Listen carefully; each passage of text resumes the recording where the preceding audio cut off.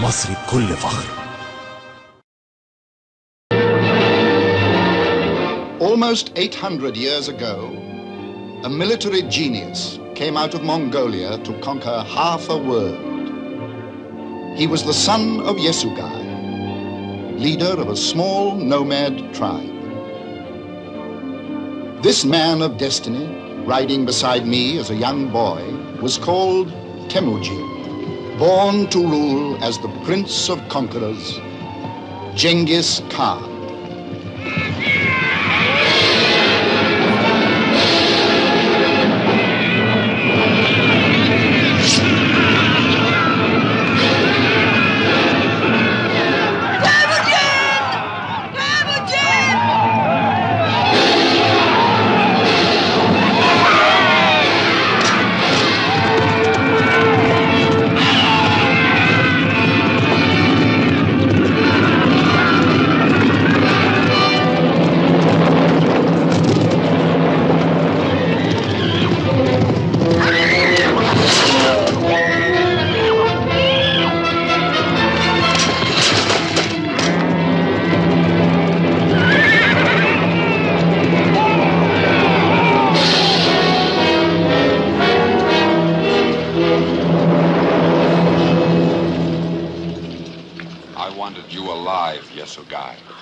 I wanted the chieftains of the other tribes to learn how Jamoga of the Merkits punishes those who trespass on his grazing lands.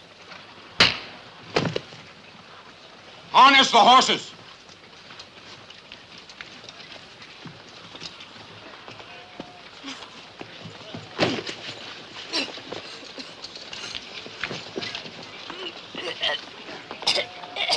Stay your hand! Hear my words, Lord Jamoga.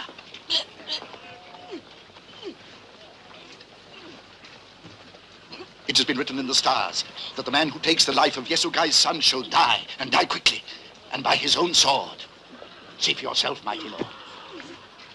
It is the mark of blood.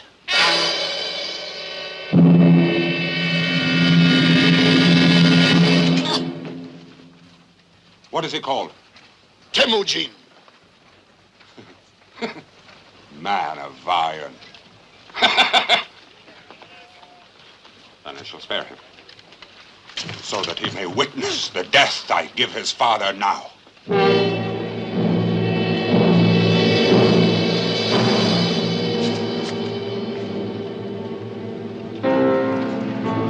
Temujin!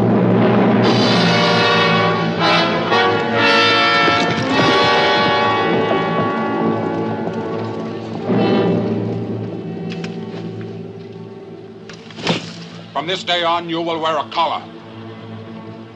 I will have a chain made to put around your neck.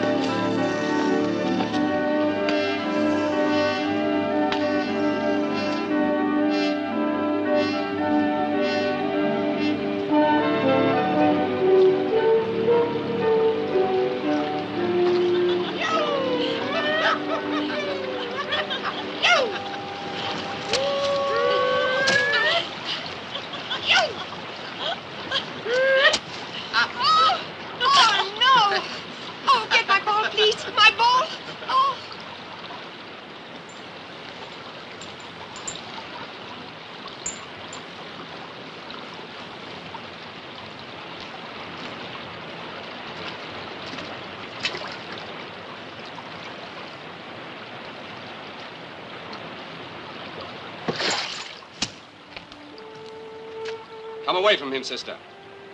What harm has the young man done that he should have to wear a chang? You've heard Jamuga's orders, so leave him. Besides, his father was an enemy of our tribe also. Now come away!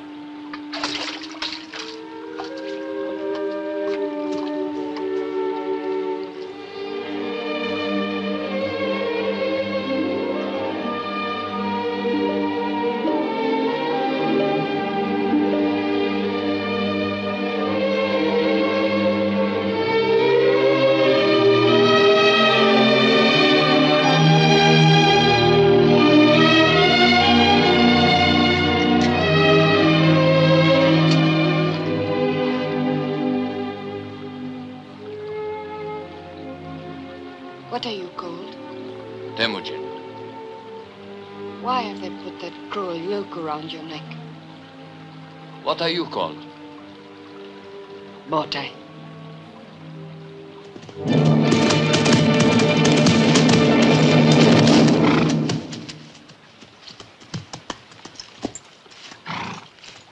You will return to the camp, Princess. Go with your brothers. I take no orders from you, Jamuga. As you say, Botai. Not yet.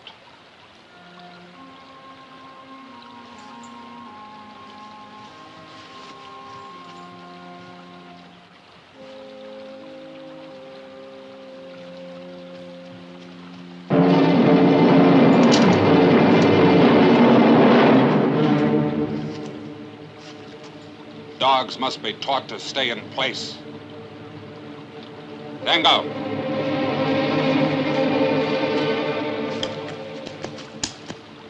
Give me that.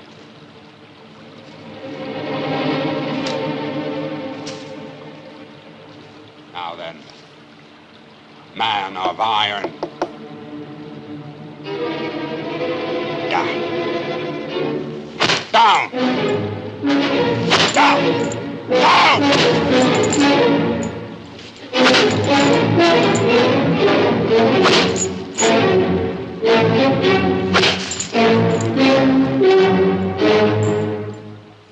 The Lord Jamuga's brave. When a man is yoked. Good luck!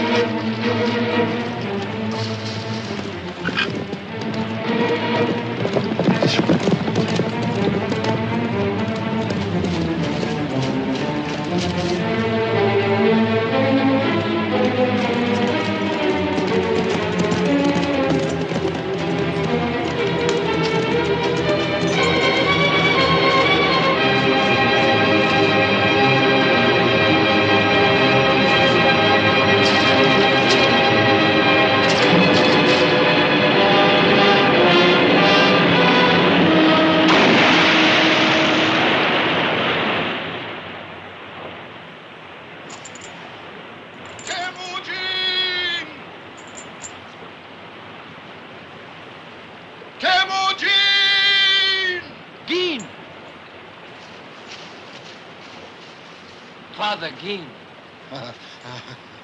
How did you find me? I consulted the stars. Besides, Sengal showed me. Sengal?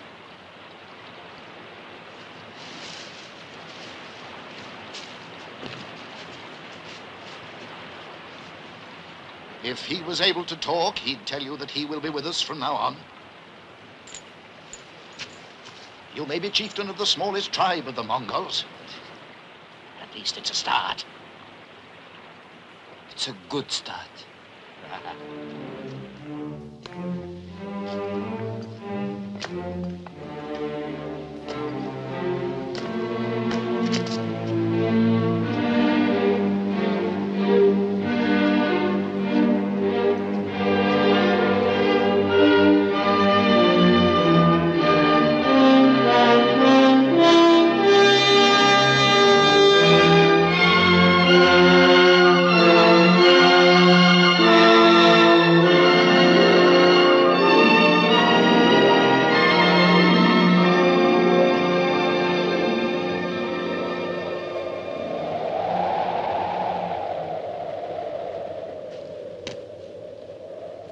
This could house an army. How safe are we? The Merkits think that only spirits and ghosts could live up this high. As long as they continue to believe that, we are safe. When they discover the truth, where do we go? East or west? When that time does come, you will decide. But this may help you. Our world is like 3 great circles. Here, to the west, Samarkand and Bokhara, the lands of the Persians. Rich nations who trade with the white-skinned Christians from beyond the desert. And here, to the east? I have not traveled east of the mountains, but I have talked with merchants from the caravans. And they have told me of the Great Walls. And beyond them of the kingdom of China. A land of great cities where people dress in silks. Even the men. And where the merchants go in search of spices and rare woods from the nations beyond the eastern seas. And here in the center? A barren, empty circle where only Mongols live. Why should it be barren and empty when it lies in the heartland between the rich west and the richer east?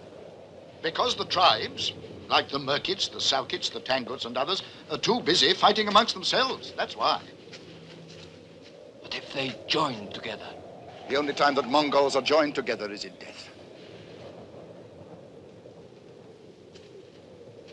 You know what you said about this being the smallest tribe in existence? It would be difficult for it to be much smaller. Then we must make it larger.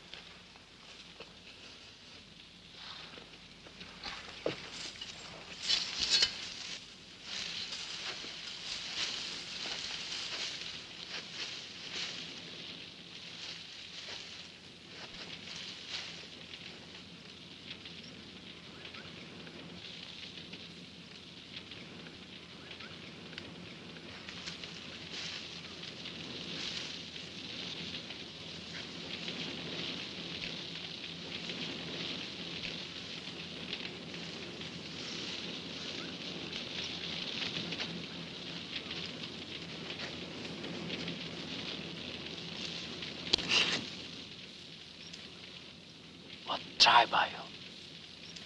Salkids.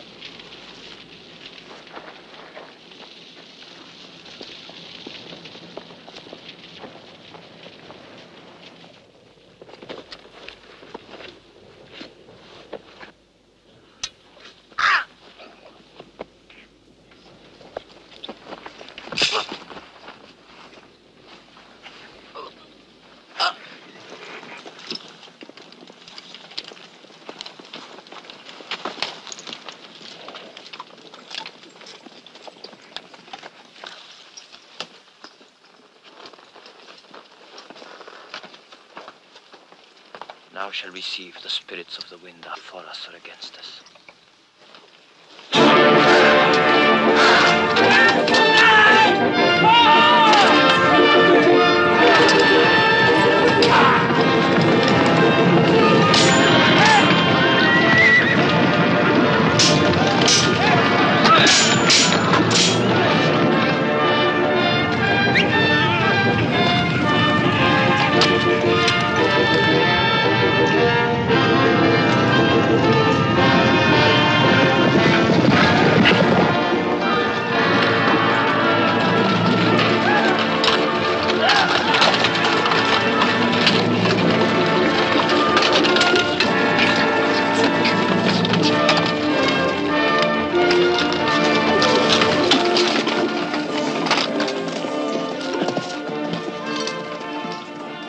These men, they look like sulkids.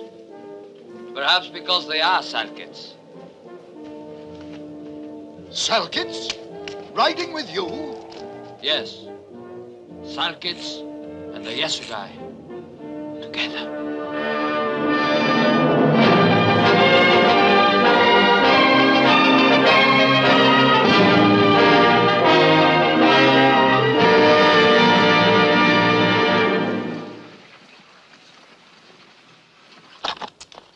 Over there, Lord Temujin, is the caravan road to Tashkent. In the old days, many battles were fought over it. But so many of the slaves were killed, there was so little profit. So, the Treaty of the Slave Trail was signed. A treaty? The Shah of Khwarizm imposed a truce. All have sworn to it. All observe it. No warrior is permitted to carry arms here. Good, then we can take our pick without fighting. You do not understand, Temujin. The truce was signed. I did not sign it. The slaves did not sign it. But Will there be women among the slaves? Yes, Lord? Good. My men have horses and weapons, but no women. How long do you think they will stay without women? How long will you?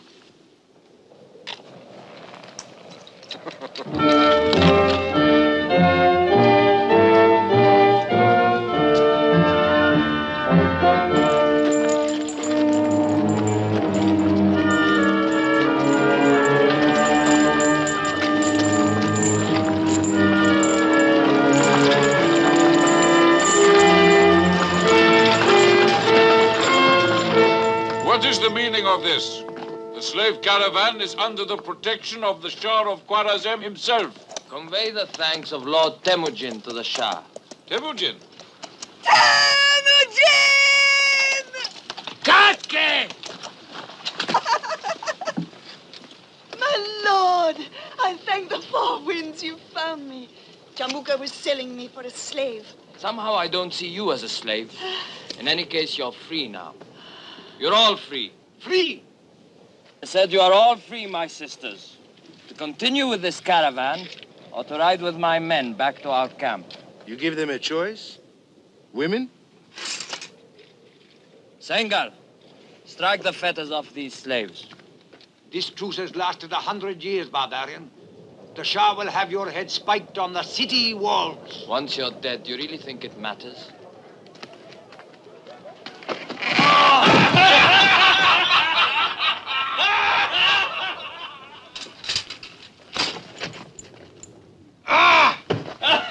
Safe journey to Tashkent, and give our thanks to the Shah!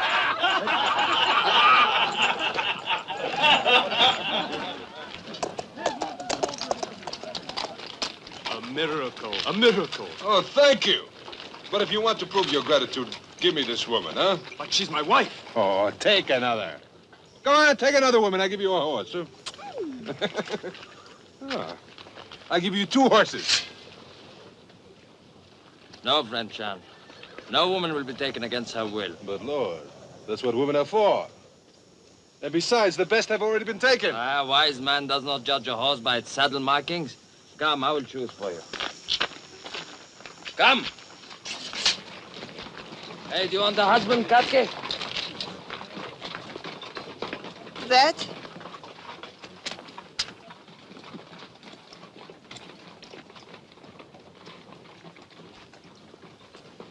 That's settled, then. May you have many sons. It's about time you too, my lord, had thoughts of sons. The thoughts I've had in my mind are not for a holy man as you. But give me time.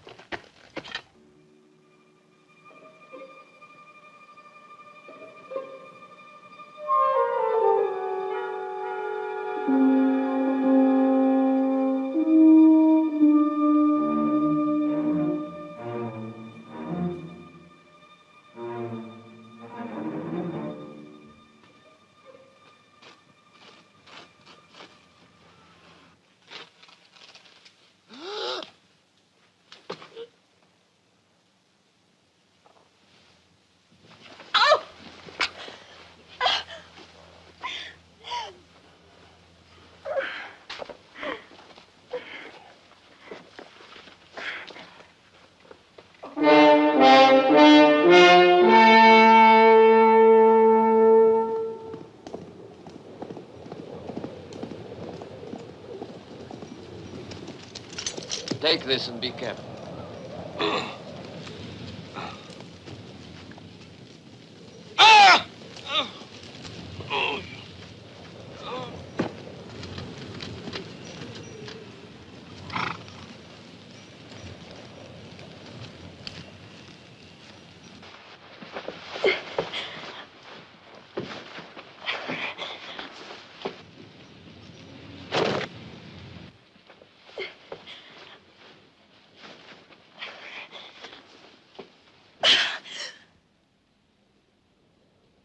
Temujin.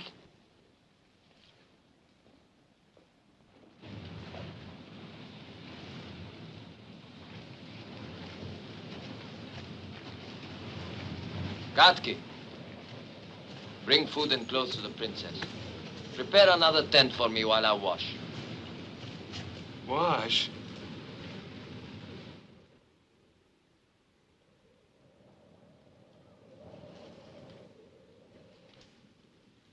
The Lord Temujin, my lady.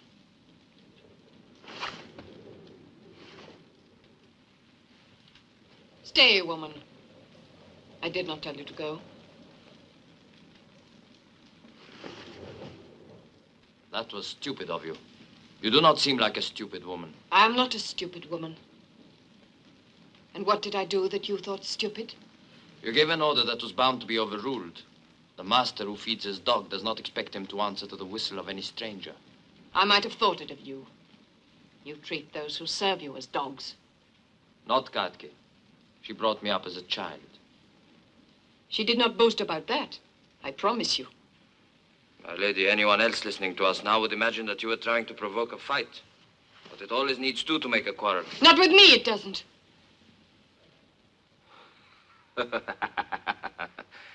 I like a horse with spirit. Horses, dogs, animals, all you ever think of. You can see that was a stupid question. But if it please you, now that you are here, say what it is you came to say. I have said what I came to say, but for this. Deep in my heart, if I search for the truth, I must also say that what drove me most to do what I did was the thought of the rage and anger I have brought to Jamuga.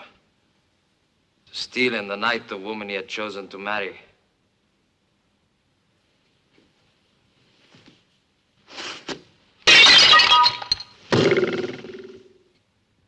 Outcast, Slave, soon you'll be back in a wooden yoke. For born a slave, you'll die a slave. Born a slave I never was. Born to rule the Yasugai was always in my stars. And not only one tribe, but people of many tribes were destined to follow me, to fight my battles, conquer nations. All this was in my stars. And you, woman, you dare provoke my anger.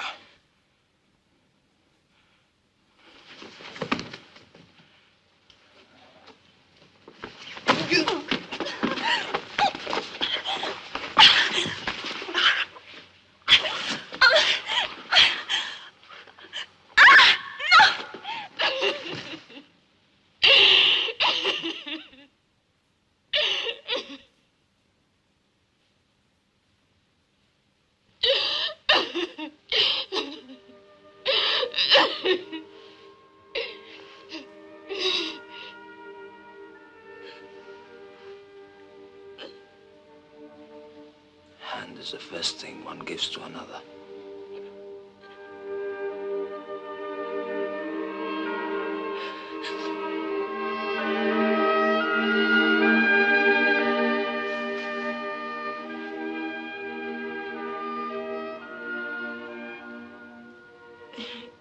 If I wasn't so ugly looking, with all these tears, I'd know what to say to you next. But I am ugly looking then. You didn't disagree with me. You see. You talk too much, woman. You never give me a chance to say anything. My brothers always say that too.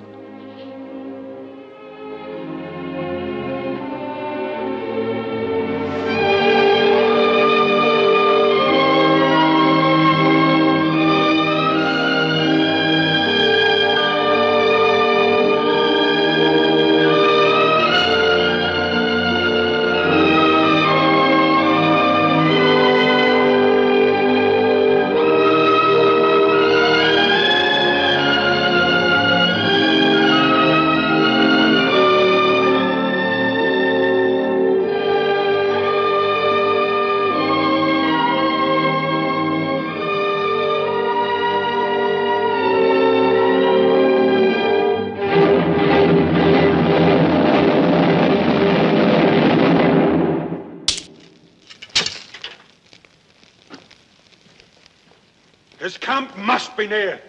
He knows our every movement. But we know nothing of his. His men appear from nowhere and they disappear like ghosts. Ghosts who will bleed like any ordinary man when they feel their headman's axe. As some of you may do, if you don't bring her back, and soon. To have her stolen out of my own camp. And from under the noses of all of you. From under the noses of her brothers.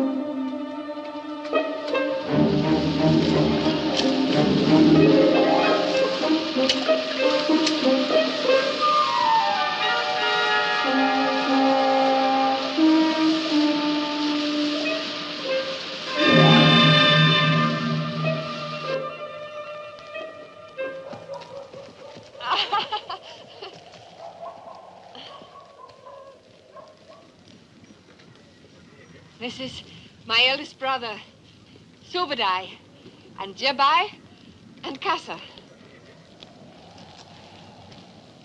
My lord Temujin, my lord, and my husband.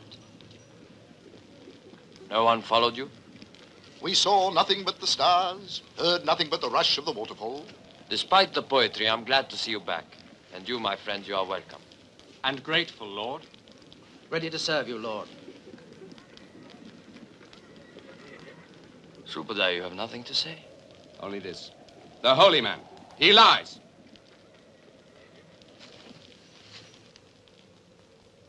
You said? I saw something as we climbed the mountainside. A glow against the sky. Your fires are banked too high.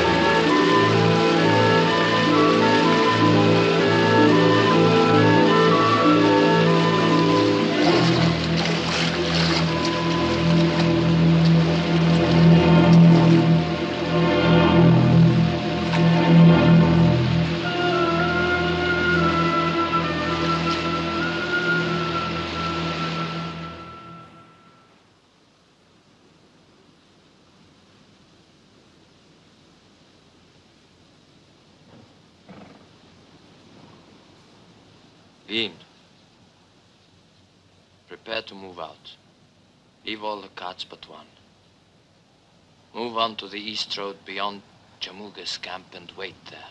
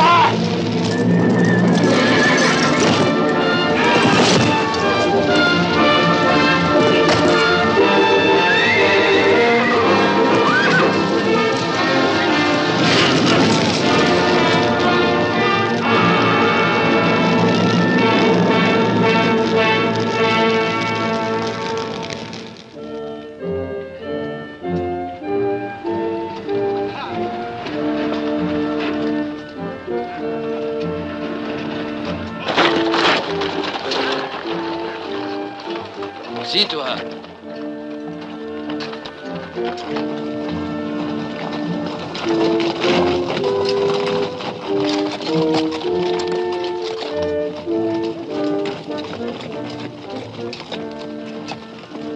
Time is on our side. It'll be hours before Jamuka can reach the sky camp. He'll have merchants from the lakes to the plains riding to join him. Who can travel faster? A horse that needs little to eat, or 100 who must forage wide? Where do we go? East. We will be across the river before dawn.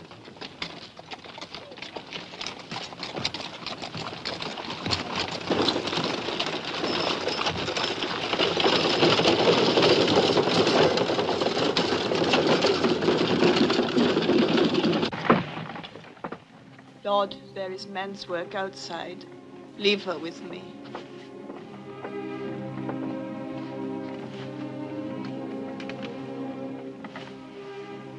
Ote.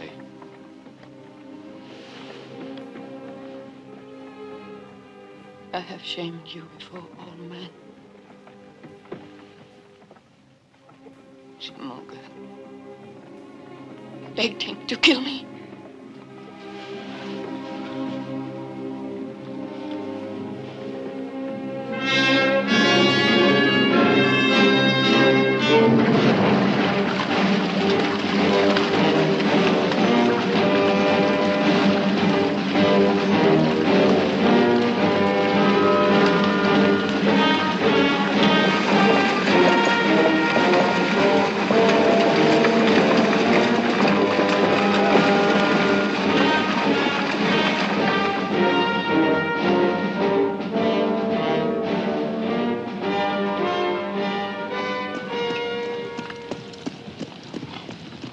When do we rest, Lord? Not before we are certain Jamuka has given up the chase. Then let us stop and fight. I will say when it is time to fight, not before. But how long do we keep going east, my lord? All through the winter. And if necessary, through next winter. If we keep heading east, we could end up in a land where I've heard they eat dogs. Or it might have been people. According to Geen, it is a land of great wealth. A vast empire built on knowledge, and we must have knowledge.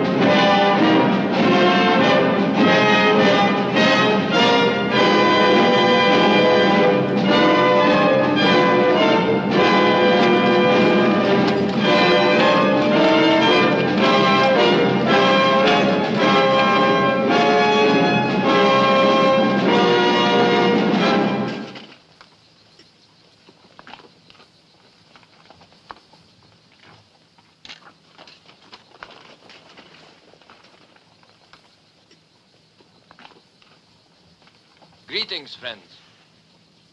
And to you greetings, warriors. I'm Camling, ambassador of the Emperor to the Indias, returning to our court in Peking. Returning, as you see, is a figure of speech. It seems you travel without much luck. First our Manchurian guard deserted us, then the wheel of our cart broke. Then our driver stole our horses, and the cattle, tiring of our company, followed after them. One might say that the winds of fortune are blowing somewhat coldly. You are in dangerous country. We have heard of one Temujin and his horsemen, fierce, violent men. We have no fear for our lives. We bear letters from our emperor. It will be far more profitable to hold us to ransom than to murder us. Why talk of ransom and murder? Sengal. Show them we mean no harm.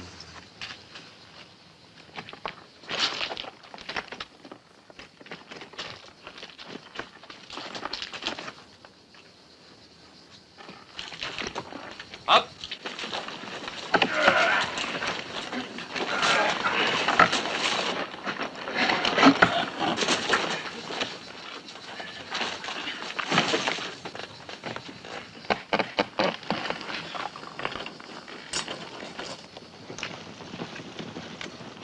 We are grateful. If you will tell us what gold you require for your services. Gold, my lord? I'm not a merchant. You overwhelm me. One last kindness we must beg of you. A message to the nearest Chinese military post for horses and assistance. It is about 4 days' journey. But that would mean leaving you here unprotected. We have spare horses we'd be glad to lend you. Also our services as an escort. An escort? I have 200 men here, all tried and tested. And our numbers are soon to be increased. My wife, she is near her time. Then she deserves better than to ride in the open, like a herdsman. She shall have the poor comforts of our miserable and unworthy wagon. Please, we shall try to make it as serviceable as we can.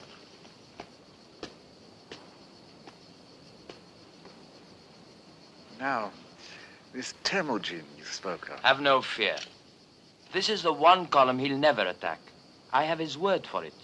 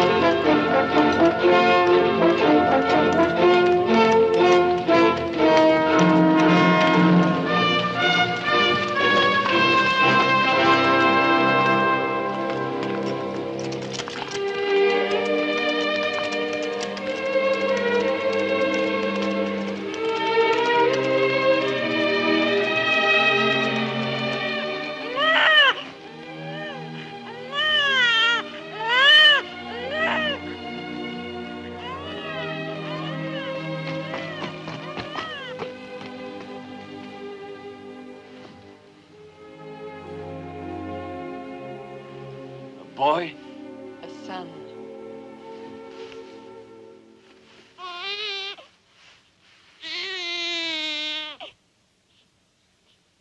The first child born to the tribe of Yasugai for more than 20 years.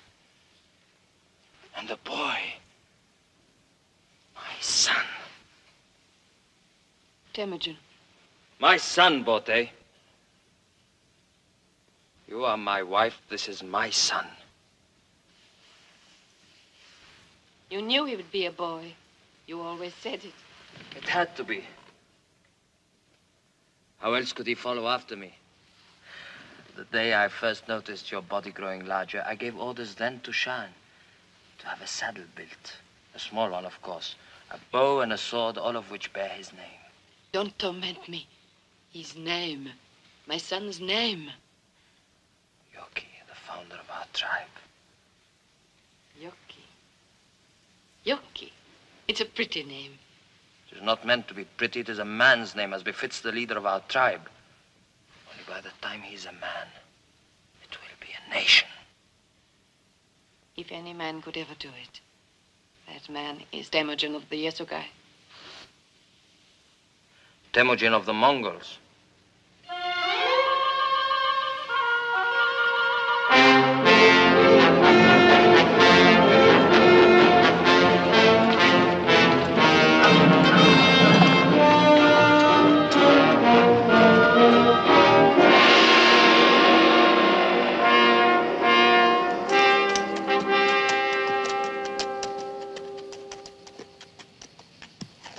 Men who could build this should rule the world. So our ancestors thought when they first conceived it. 2,000 miles from the great ocean to the southern mountains. But alas, now we cannot rule ourselves, let alone the world. My lord!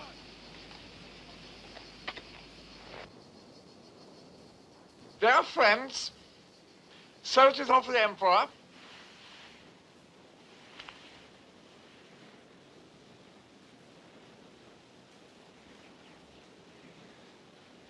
glass, simply reflecting the sun's rays, but it can carry messages further and faster than the swiftest horseman. Childish device, but not without usefulness. Please receive it as an unworthy gift. One drawback, however, I should point out. For reasons which will soon become apparent, it's best not to let such device fall into the hands of a woman.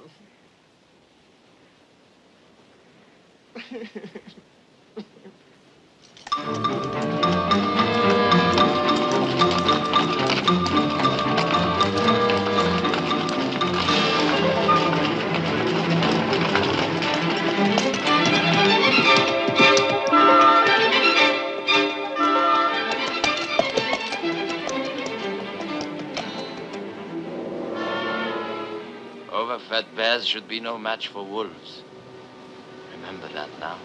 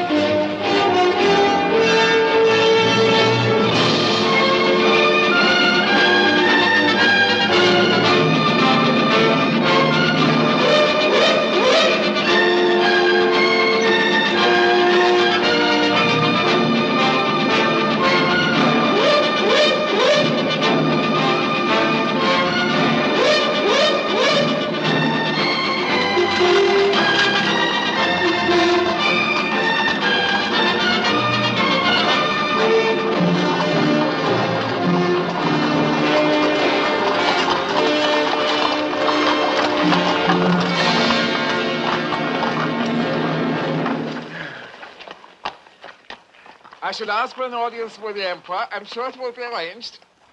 I shall be honored. The Emperor also will be honored.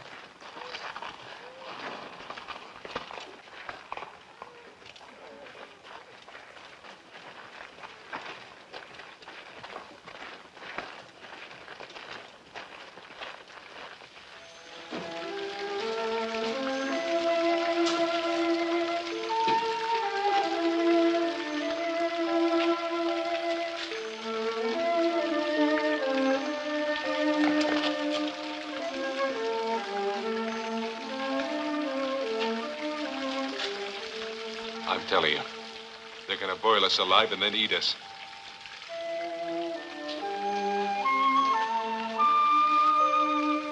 No! They're only going to wash us. Wash? Must be a custom of the country. Why? I don't know, but I don't intend to find out. Well, I do.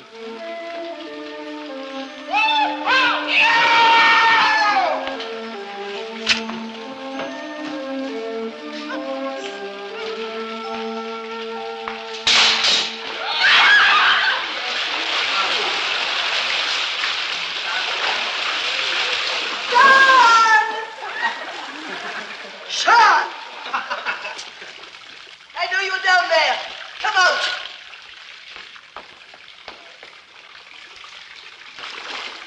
I'm only being washed.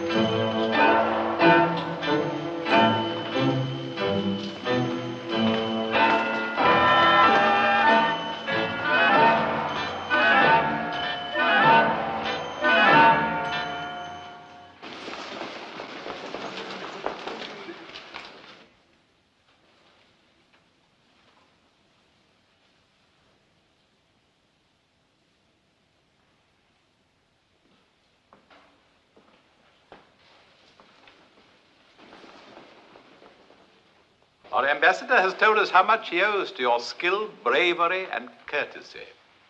Kamling is generous, Your Majesty. He's also told us that you are a shrewd and observant man. That is unusual. I have always believed that fighting, horses, and women were the sole interests of the men of your nation. Tribes constantly at war with one another cannot be called a nation.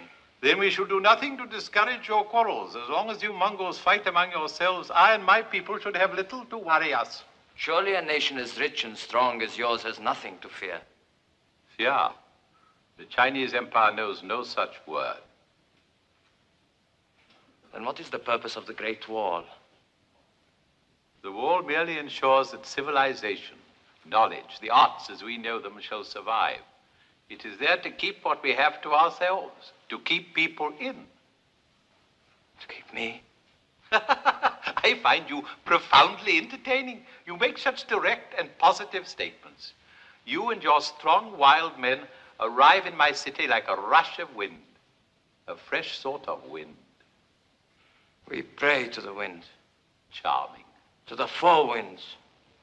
Better and better. We have a game of chance in which the four winds are of paramount importance. Listen to them. Did you ever hear anything more delicate or exquisite than their sweet, sad song? Poetry itself could not be more profound. Do you write poetry, Temujin? I do not. I have never yet found the time. Then I shall instruct you. I myself am a poet. That is why you were sent here. And this is where you must stay, my friend. There is destiny in your coming here, believe me. When you speak of destiny, this is something I must believe. At last we agree about something.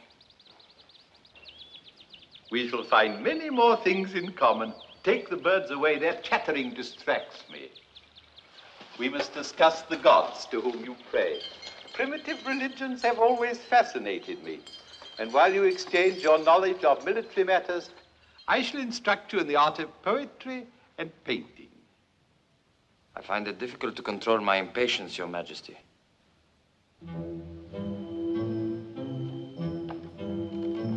Take it. It grows heavy. The one in white.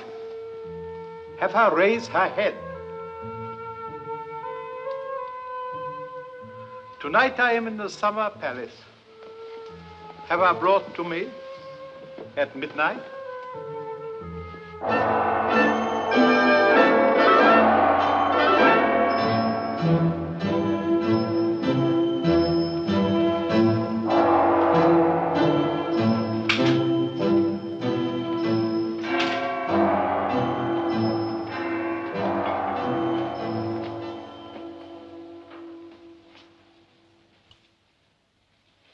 Prisoners. Make no mistake about it. We're prisoners. In an ivory cage, of course. We should never have headed for the east. What else did the Emperor say, Temujin? It's what he didn't say. That there are over 2,000 men on the walls of Peking and that our horses have been taken. Just what do you think we should have done, Subadar? You're always so quick with advice. is what I have always said. If we had not run but stopped and fought Jamuga, none of us would have to be here now. None of us! You have a strong right arm, Subadai. And I like to know it is at my side, but your mouth is young, and it needs training.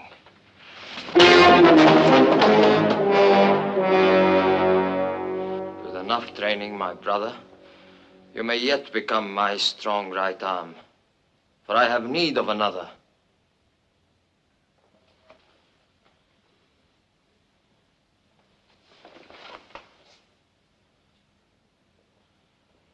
This peacock, this emperor, has overlooked one thing.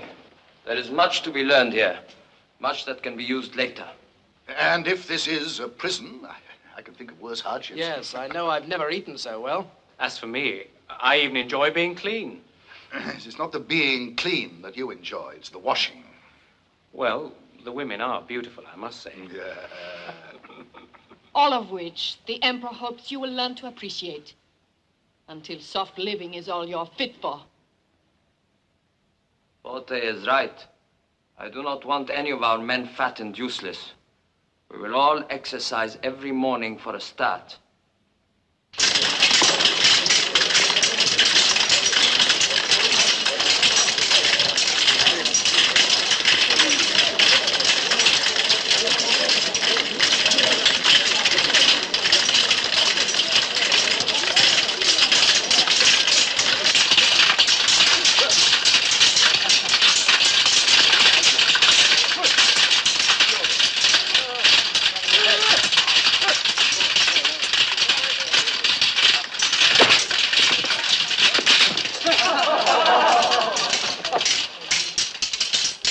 Mongol never leaves his blade.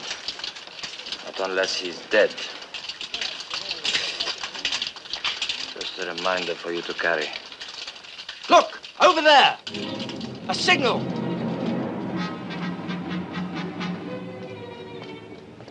What are they saying? I'm not certain, but it must be urgent.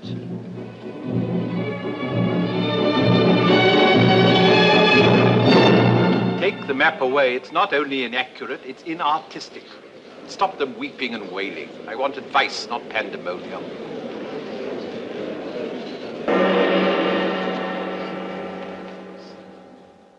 The situation occasions alarm. It does not merit hysteria.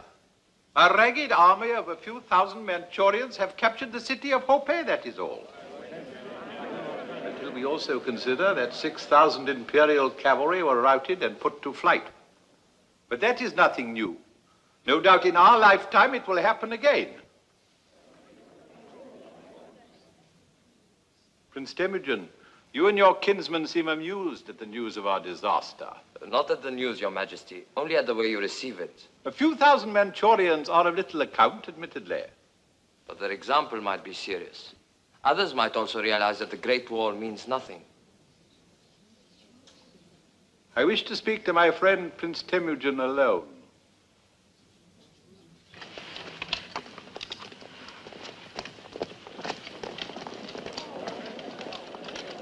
Bring hot wine and tea. And do you stay and keep us company?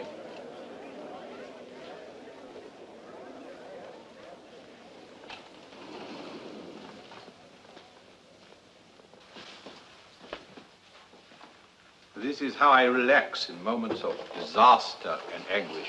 I find painting has a soothing and calming property. I see that you paint very well. You are no beginner. He is hinting that we are accustomed to disaster. I fear we've underrated our friend. He has an unexpected gift of subtlety. Ah, the shamsu is a rice wine of great delicacy. May I offer you some? For me, the tea. For me, the wine. I was not suspicious of it, Majesty, but I have forbidden it to my men to drink, as you probably have heard. I have heard. And if my curiosity does not greatly offend, why? Because I wanted my men to be ready for a day such as this. Ah, please to continue. I am listening. These Just that the fate of an empire is of small importance compared to a poem by So Ling or a painting by my distinguished ancestor, Mao Kung. You were saying? You would save much time if you let me say something. That means you have something to offer? What? These Manchurian invaders, you would like them destroyed as soon as possible. Unfortunately, my army has melted away. I will raise you another one. Mongols? How much? You mean money? What else do soldiers fight for? Large chest of gold for each of my 3 brothers-in-law, so that I can send them out to recruit only the best men. How could I be sure I was not just replacing one army of invaders with another? You cannot be sure. There is a solution, Great One. I myself, who know him better, would trust Temujin. But if he were to leave his wife and son as hostages in your keeping... I agree. See that Prince Temujin has all the gold he needs. And we will offer a special reward for which one of your wife's brothers does most to help us. There is no need. It is a custom and a charming one to announce the reward before the service is performed. In our experience, it often helps with the accomplishment. Have the court brought back.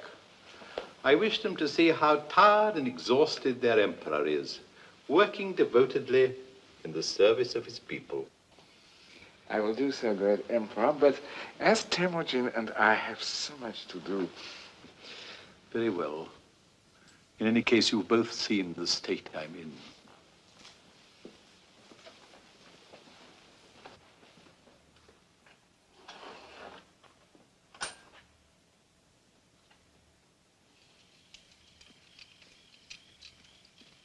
Where's he taking us?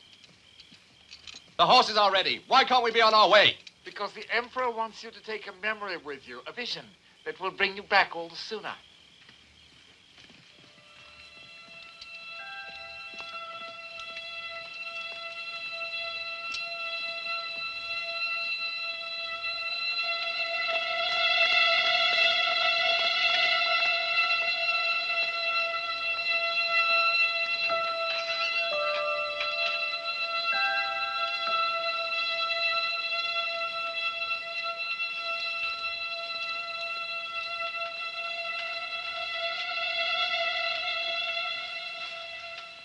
Look at the picture.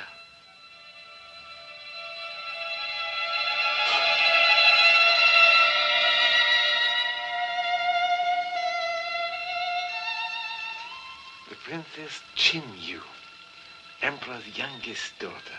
Whichever one of you returns with the best company of horsemen, he shall have her. Is there any reason we can't start now? Ah!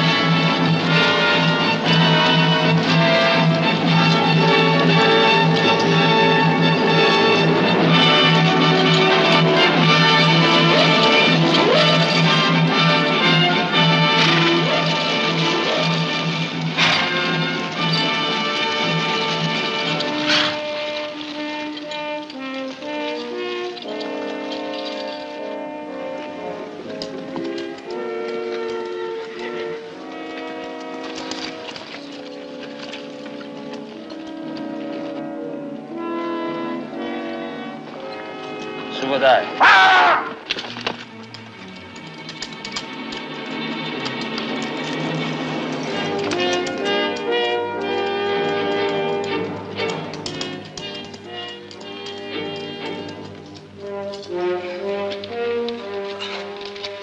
Teach her to be a woman while I'm away. Out!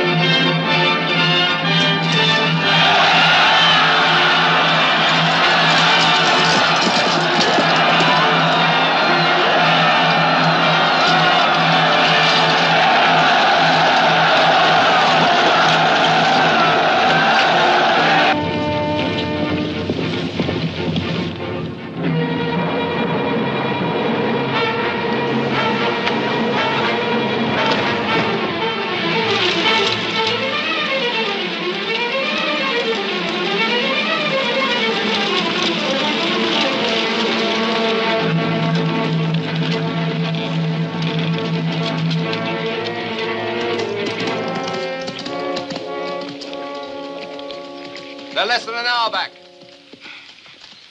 Jamuga leads them. Sit your men. Now!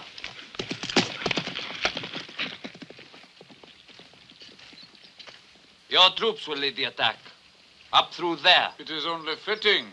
We have the honor. You will not attack with any great success. You will then fall back. Retreat? You have had some experience of that, I imagine. But we lose face. Better to lose face than your head, as the unsuccessful defender of Hope has apparently done. When you fall back through here, my Mongols will fall on them from both flanks. Then you will lead your troops back again at my command. Now get your men into position. I will tell you when to move forward.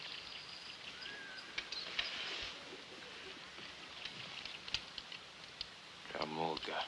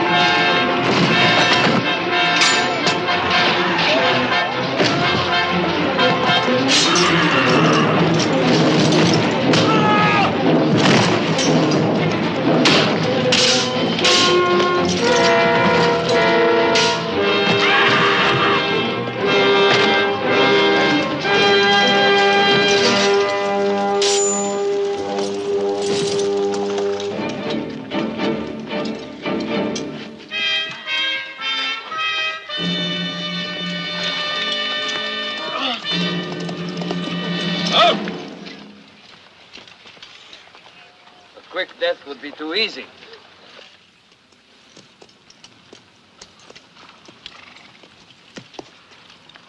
You can choose. Either you live to follow the banner of Temujin, or you die with your leaders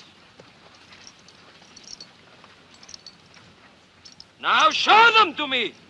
These men who led you into rebellion against your empire!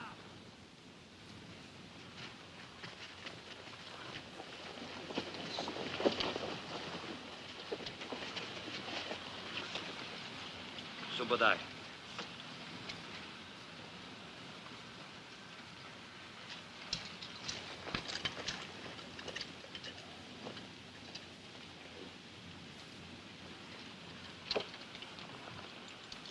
Jamuga, you will pray for death, and the chang you wear grows heavier and heavier, and the laughter it brings grows louder and louder. And you, Temujin, will live to regret this day, when you withheld the blade from my neck.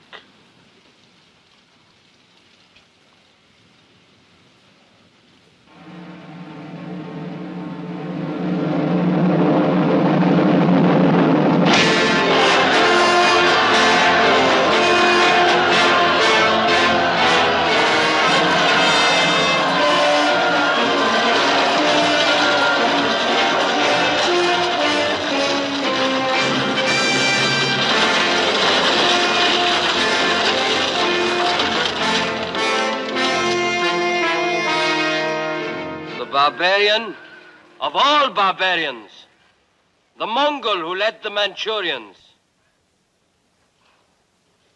And it is fitting that his punishment be far greater than for those whose heads I have brought you. The Lord Jamuga, Your Majesty.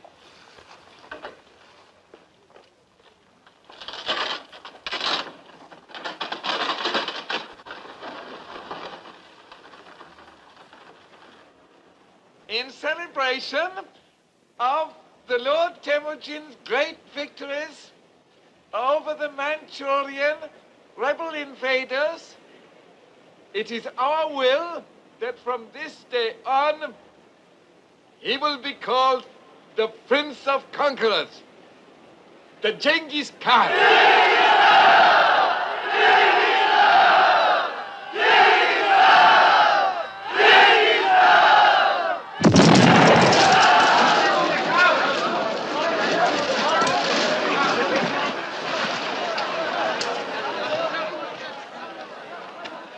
Spare us, Lord. We meant it only to be a salute to your victory.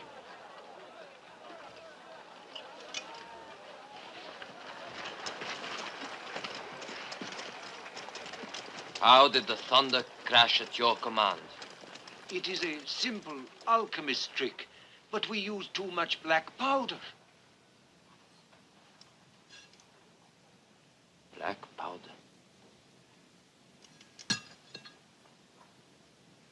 Come to me tonight, and bring some of your powder with you. I want to see how you make it thunder.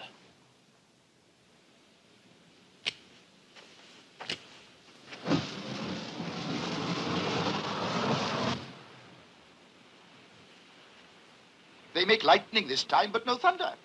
That is something we've discovered in their experiments. It thunders only when confined in a container. Then it can hurl a stone even further than the longest bow shot. Shall they demonstrate?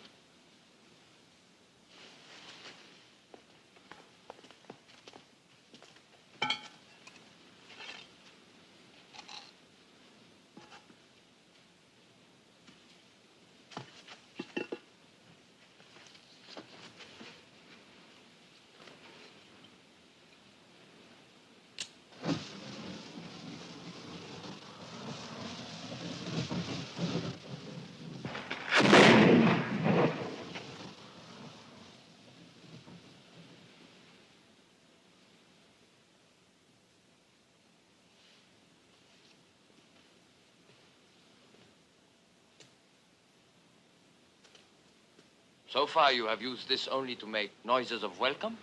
And sometimes to make pretty effects in fire and sparks to amuse the children. We have many variations. I can tell what you are thinking.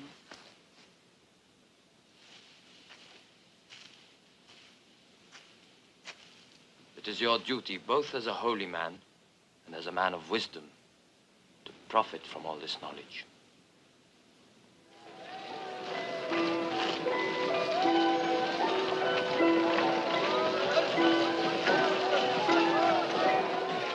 want something? Give me that blue horse, will you?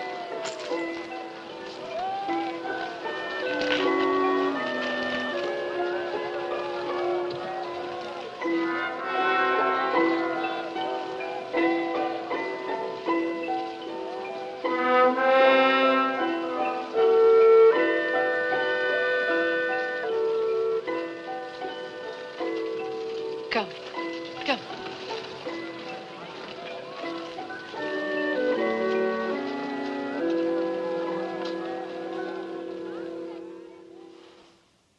And I tell you again, it has to be done.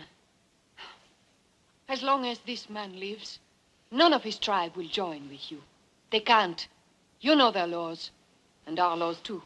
To kill him would be an act of mercy. Oh, I'm not talking of mercy, but of common sense. Listen to me, Temujin. Hear me well, and one day, remember that I warned you. There are only two things you can do with Jamuga. Put him under the ground, for all time, or put him at your side, and have the Merkits ride with you. Are you out of your mind, woman? Jamuga, who killed my father, kept me in chains? Or is all this forgotten, all forgiven? And you, the scar he put on your back, has that also disappeared with the passing of time? Neither the scar on my back, nor the memories of how it came there. No, Temujin. These I don't forget. Nor the hatred I have for this man. And yet, to help you make what you want come true, to make our people into a nation, I could set aside my hatred, because it would be necessary. And it shows how little you know of me to think that I could too. I know you better than you think.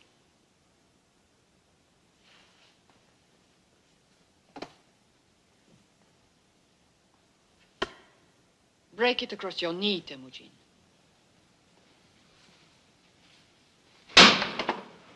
Now the two pieces. Together. I know what you are trying to tell me. That we are only strong when we are undivided. And one day, you will listen.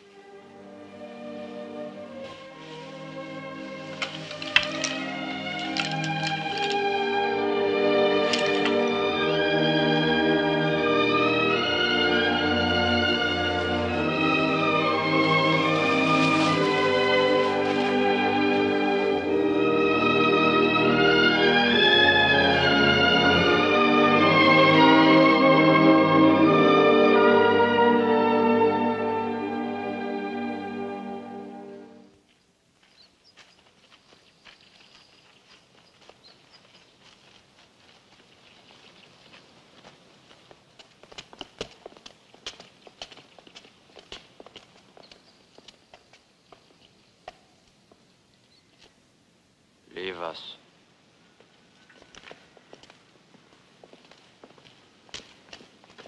Is it possible for you to be a Mongol first, and only secondly Jamuga, chief of the Merkit tribe? Has the Chang also smothered your tongue? Not yet. Perhaps if I wear it as long as you did. Once you took the Chang off my neck. Perhaps I can do the same for you. The price? There is no price. Only a dream accomplished. A unified Mongol nation, not just separate warring tribes. With the Lord Temujin at its head. The stars have written it. Geen, my holy man, tells me this is true. A Mongol nation will come, Jamuga. It will. But if the Merkits ride at our side, it will come sooner. The Merkids need no other tribes to ride beside them. Behind them, I should say. All others fear us already. Our power, our strength. Even my death cannot destroy that. You're thinking so small that you can only think about yourself? And what do you think of then with this wild dream of yours of a Mongol nation? And apart from these stars you speak of, what else makes you think you have been chosen to rule? You will die carrying that Chang, Jamuga. Unless I have your word now that your merkits ride with us the day we leave China. And that day is soon. If I were free from this yoke, my hands would still your jackal breath forever. So would I! Put this animal back in his cage.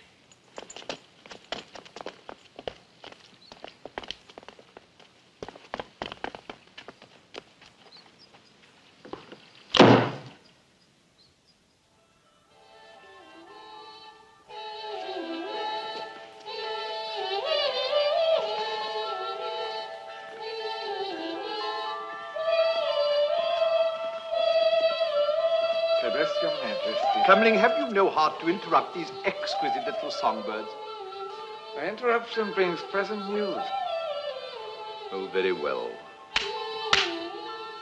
Come here, my little sparrow. Come and sit beside me. Go on, if you must. Genghis Khan has arranged a demonstration tonight for you and your court to thank you for all your kindnesses over the years. Don't tremble, child. Although divine, I'm also human. And as a farewell. Farewell? Did you know about this? They wish to return to their own lands. I cannot allow it. I have told you many times of my dream of a united people.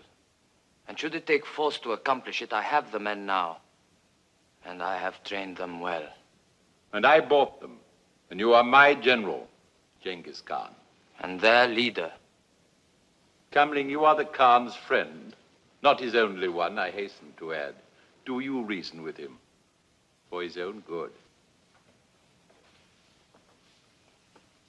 The Emperor wants to remind you of your first meeting, what then was said. That the Great Wall of China is to keep people in. And that there are 3,000 armed men on the Peking walls. And that we are still prisoners. Prisoners? Friends? And what sort of talk is this among friends? I want no more of it. I've had a terrible day. Headaches, all this caterwauling. Get away, you unmutable little brutes. All of you. And now this talk of leaving me. You've cut me to the heart. That was not my intention, I assure you. I knew you would do nothing to hurt me. But my demonstration? There's no reason to abandon it. We have another saying, another way of suggesting you make the best of things. It's very apt. Better to light one candle than to curse the darkness. As you say, very apt.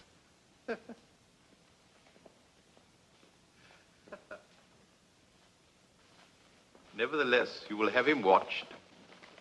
I thought you would be pleased to see Genghis Khan and his horsemen ride away. So that one day they may ride back as conquerors. The Khan knows us for what we are. Rich, but regrettably weak. What will you do? The barbarian Temujin brought back from the Manchurian battle. Jamuga. Jamuga. Have him brought to me. In secret.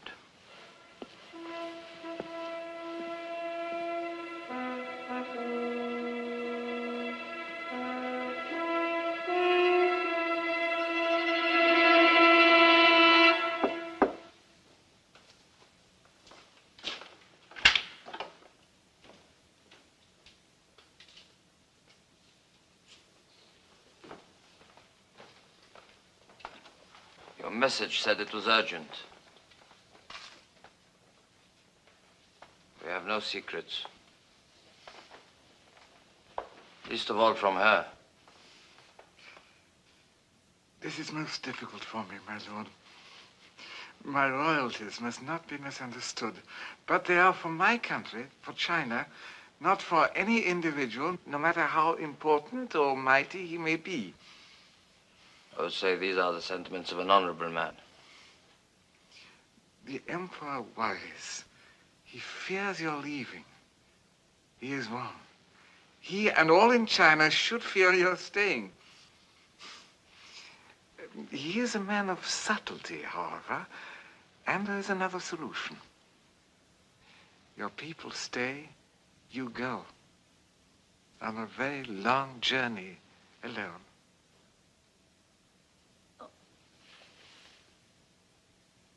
You express yourself beautifully. But who is to stab me in my back? The Emperor also understands what would happen to our people if one of them should strike you down. And so... You have walked too far to stop now. Our people would be blameless if your assassin were a Mongol. Ik merk het. Jamuga.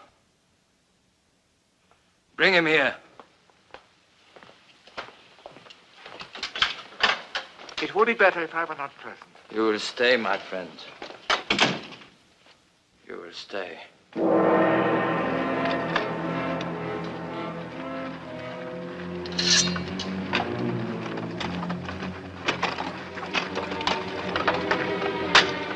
You'd like this key, eh, Jamuga? Why not? With the Chang off, you might have had a chance to save your right arm. Assassin! Cut him down.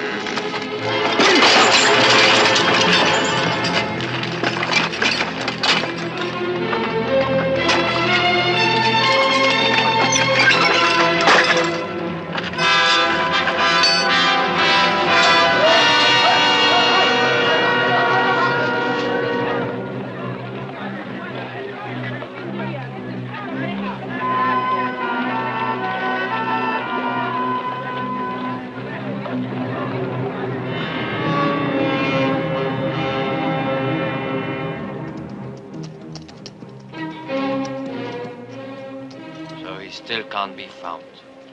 The one man who can gather all the Merkits against us. The one man! Call off your men. Get them ready for tonight's celebrations. With Jamuga still at large? He will do nothing now.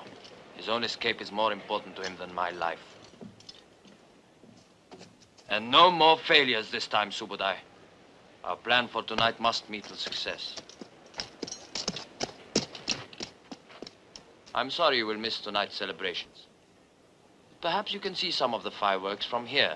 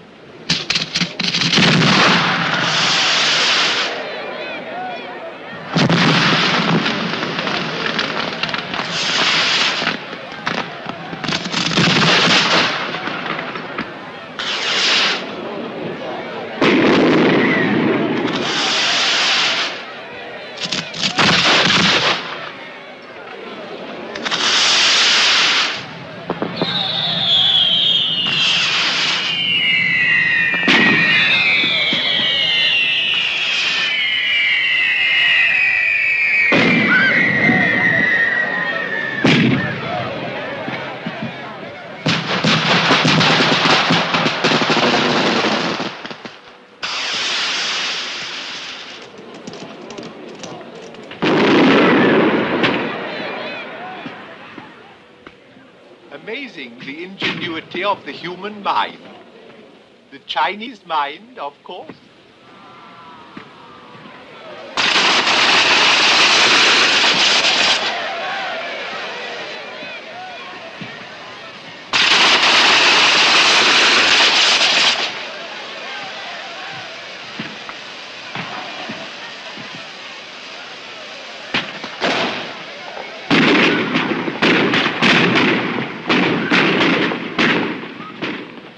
You are a true artist, Prince Temujin.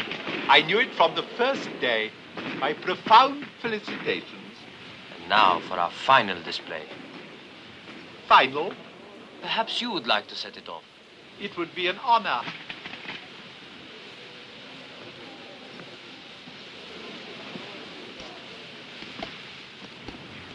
This last one will be very special. You have saved the best for the last, a wise move, a touch of true delicacy.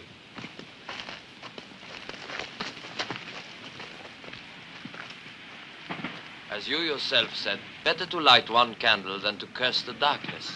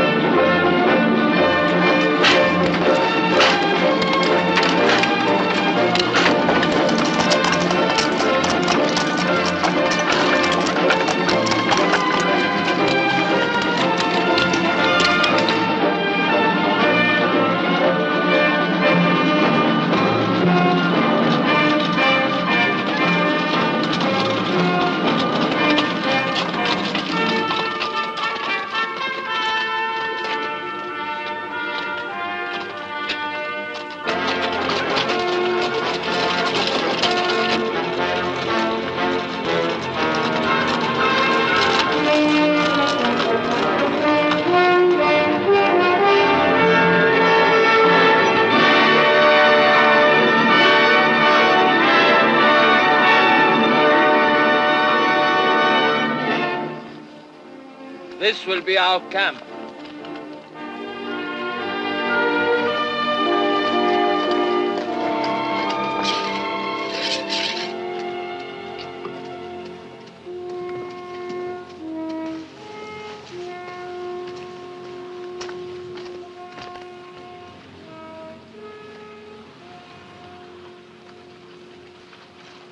My lord. Yeah.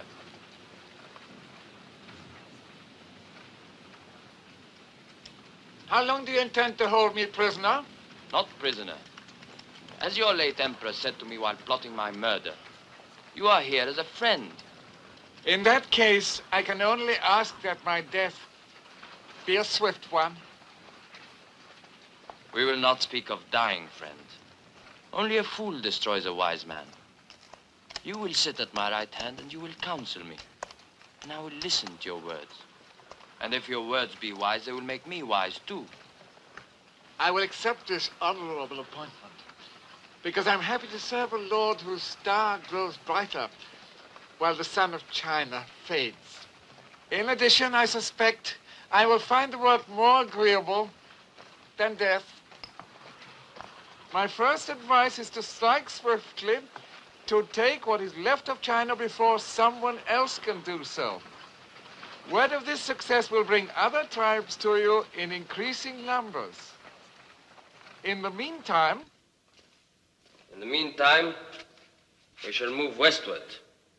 With China safely in the hands of Jebai, Subudai will move north into Russia, while Kasa drives south to bring India to her knees. Samarkand and Bukhara will fall easily to us, and Persia will be ours for the taking. And the Mongols shall rule from the heartland, from the very center of the world. And Jamuga? The Merkits will still have their chance to join us. Mongol must not fight Mongol again. Your ambition destroys your honor. Is the man who raped our sister to go unanswered? Is the father of his firstborn son to go unpunished?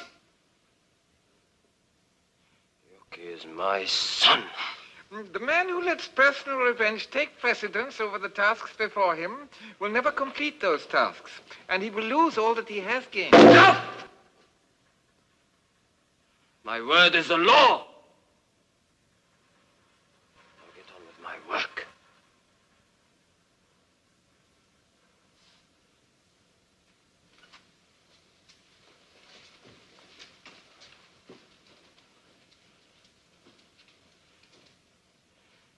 Subadai is a small man. They're all small men. Why are there no men of stature? No men of imagination? It is not easy to match the true conqueror. Perhaps once in many centuries does the world produce a man with the power and the will equal to his vision and destiny. Perhaps Temujin, Genghis Khan, is such a man. This was not said in flattery, my lord, I promise you. Leave me.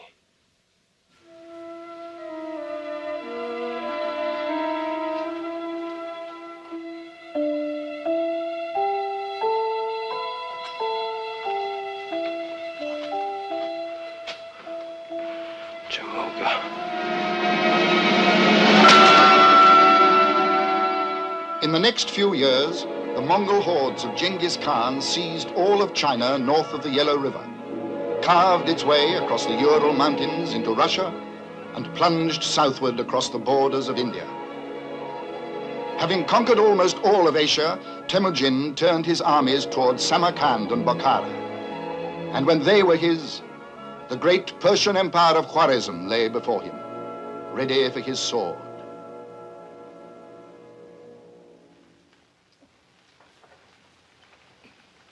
Come now, Jamuga. You are an old general. You know very well that even if I agreed to join forces with you, you could never hope to defeat this this Khan. No one else has. No one else has an army equal in strength to our combined forces. We will be more than enough to slaughter him. I have no desire for slaughter. Lamb is for slaughter. This meat is very sweet and succulent. No, I hear more and more men flock to his banner every day. Defeated men, weaklings, the first to run in battle. But I have not offended him. He has offended you. Years ago, that caravan on the slave trail. His violation of the treaty. Oh, that was when... That was when the supply from the east was cut off. No spices, no jewels, no women. And remember this. Your country lies directly in his path. Your only hope of saving Khwarezm, of saving yourself, is to align yourself with me.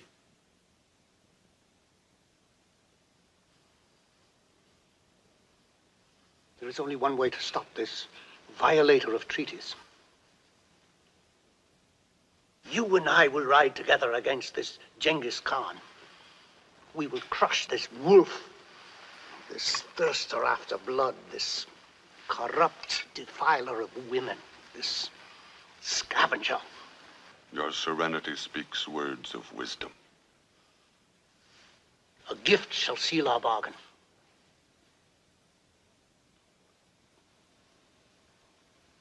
One of my daughters? Two? And my gift to you will be the head of this Genghis Khan.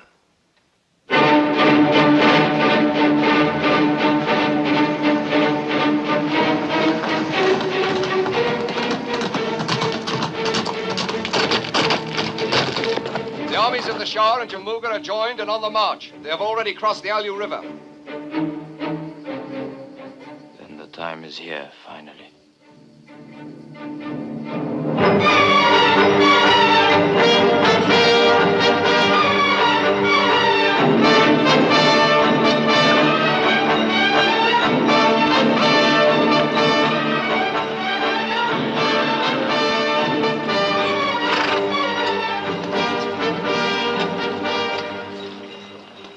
You are quite certain.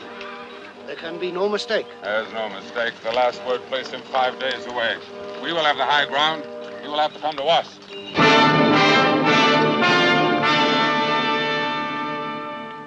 We will have the high ground, you said. They will have to come to us, you said. Are they not doing so? An emissary with a white flag. Well, somehow I do not feel they've come to surrender. Not with Genghis Khan holding the high ground, but with our troops outnumbered. Are you suggesting that we surrender then? I'm suggesting nothing. I'm only regretting the fact that I allowed myself to be dragged into this foolish and obviously risky adventure. To conquer, one has to take risks. At my age, I do not need to take risks. If I survive this day, it will have taught me a lesson. That a man can be too clever. Your words mean more than they say. I had hoped to see Mongol kill Mongol, and so wipe themselves out, and rid Khwarezm from all danger. Instead of which? I find myself on an uncomfortable horse, in a drafty place, and in a very dangerous situation. Well, perhaps this emissary brings good news. I bear greetings from the Genghis Khan to the Lord Jamuga. Greetings. And I thank you deeply for observing my flag of truce. The Lord Genghis Khan would wish to talk with the Lord Jamuga. Talk? What would we have to talk about? I'm only the humble emissary sent to arrange a meeting. There will be no meeting, no talk. Does the Lord Jamuga fear the spoken word? Tell this jackal you obey. My talking is done with a lance or a sword. I repeat, does the Lord Jamuga fear the spoken word? And these spoken words are to take place in the center of his camp? The Genghis Khan will ride forward with an escort of 6, then finally alone. The same privilege is yours. Can he be trusted? The word of the Lord Genghis Khan can always be trusted. I trust him enough to remain here as hostage until you return. Then let it be so.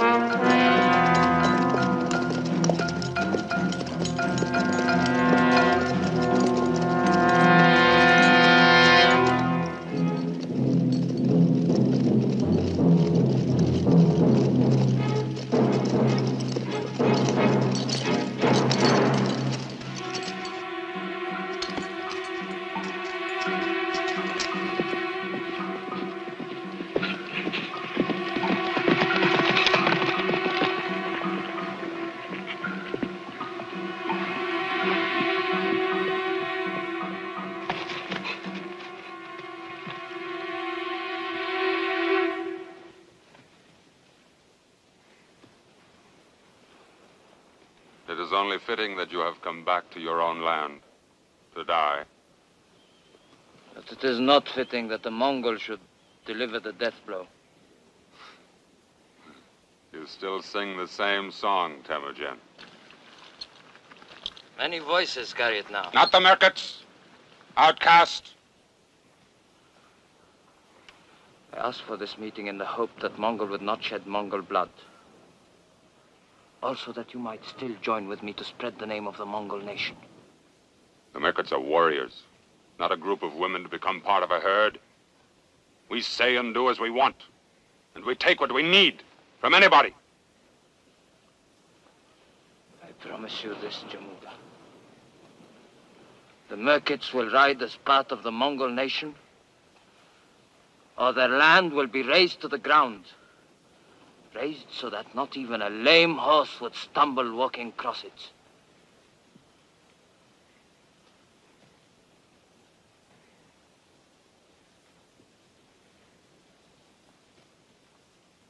I must talk with the Shah. Counsel is always worthwhile. We will send you our answer. With Cam Ling.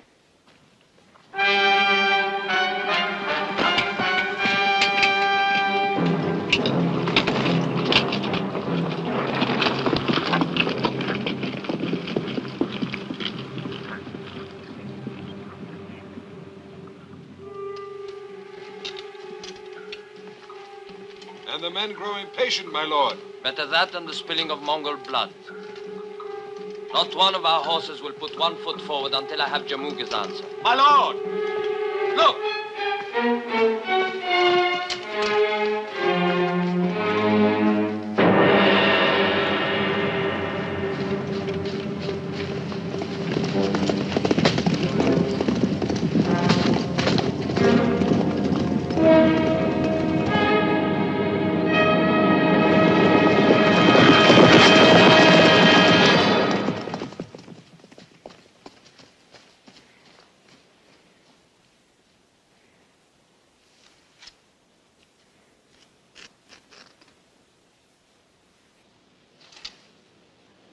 Cam Ling.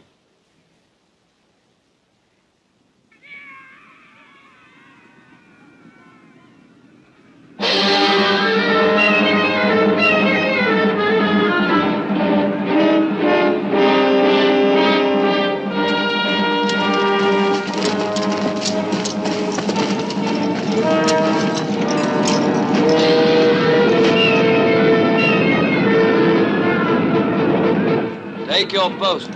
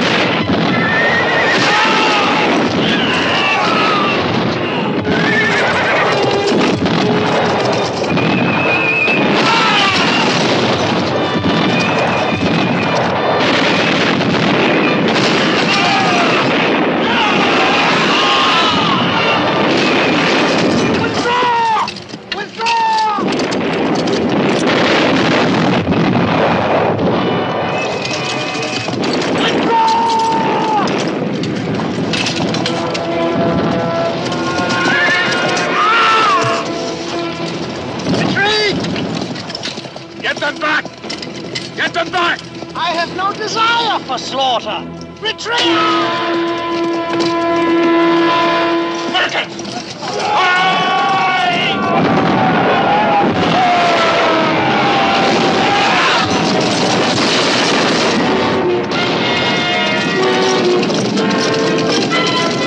My lord Jamuga!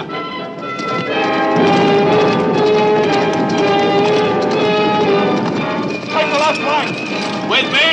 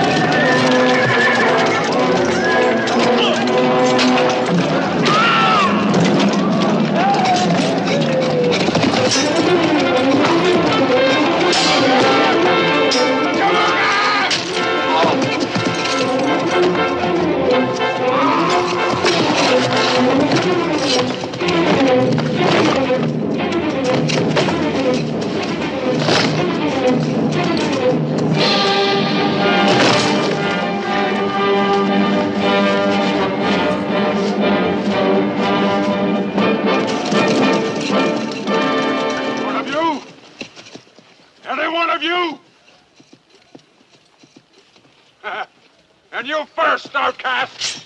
Sengal! Stay where you are. Enough, Jamuga. Let there be peace. With you? Never! And there will be no Chang this time either, Jackal. If you have the courage to stand up alone to me, Jamuga, the man who slaughtered your tribe, the father of your first son,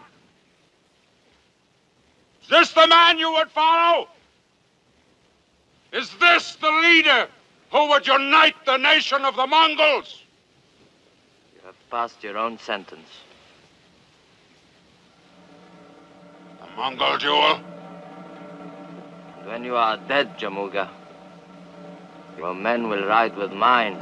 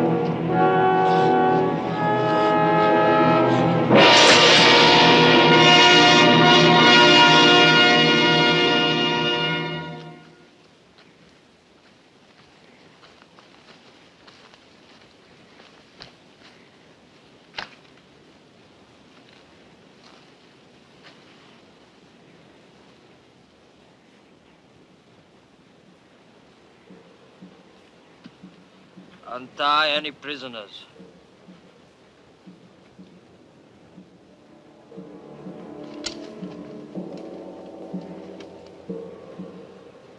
If any of the Merkit tribe would leave us, let them go now.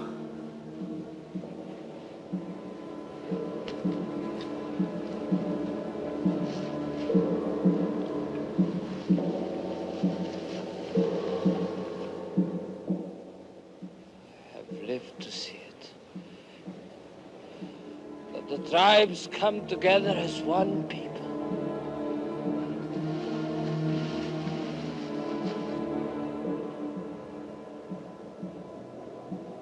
It is my sons who will make our nation great. Show my people their leaders.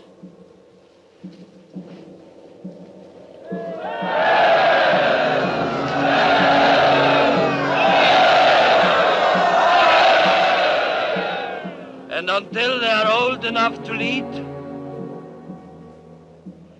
it is my wife and her 2 brothers who shall speak for them, shall guide them to walk straight. What I've always loved. Turn me towards the wind. I want that the gods should see me in the face.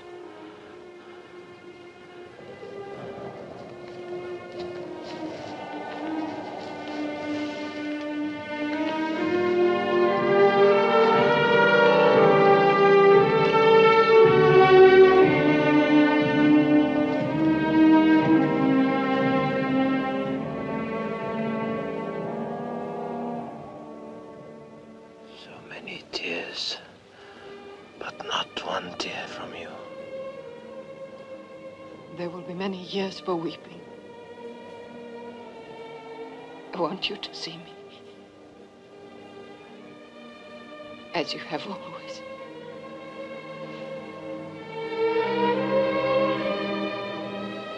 Always your hand to help me. As you said, it's always the first thing you hold out to another. First. Strangely, at this time, that it should also be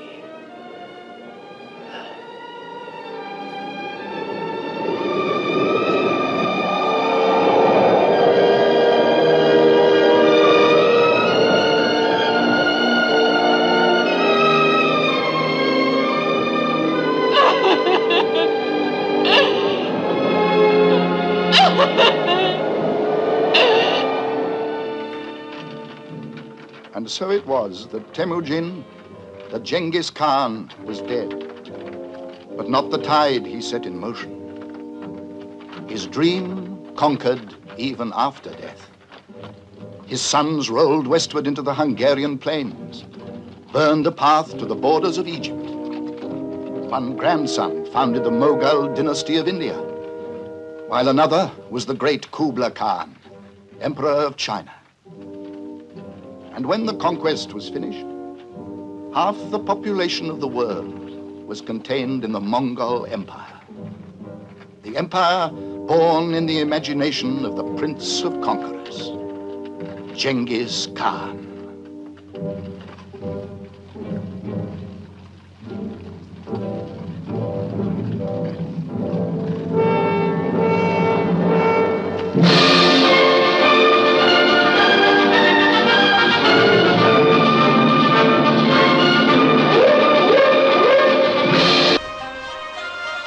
مصري بكل فخر